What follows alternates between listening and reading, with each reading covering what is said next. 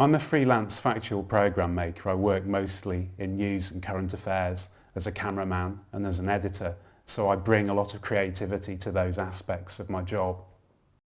After university and film school, I think my first sort of success, if you like, was making a climbing film.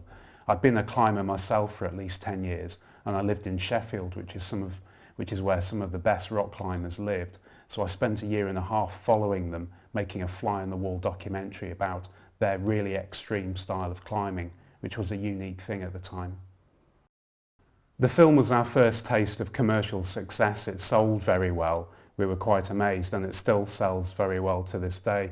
It was also a creative and artistic success. We went to at least 8 or 9 film festivals around the world and picked up awards at most of them. The film had its shocking side. It was very raw and edgy, and that attracted quite a lot of attention. There were articles in national newspapers and also on the television about this strange new style of climbing, and it became quite a big phenomenon. After that, I made 3 more rock climbing films, but then I started to make programs for businesses, for big clients, corporate clients, and from there my first big break really into television was for a national broadcaster working on news and current affairs programs, and more latterly documentary programs. My creative input is working with producers and reporters, taking their ideas and allowing them to shine creatively and visually, so we'll work together. It's all about teamwork.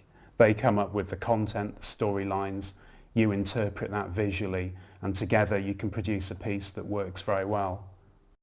My creative input is often deciding on the type of camera work or editing that brings meaning to a program, and there are many different sorts of styles that you can apply. So for example, what could be a boring shot of somebody walking down the street, there's a traditional way of filming it from a distance on a tripod, or you could move in close, get lots of movement, make it feel a bit edgy, and generally stylize the shot and the sequence to make something very different that suits the style of the program.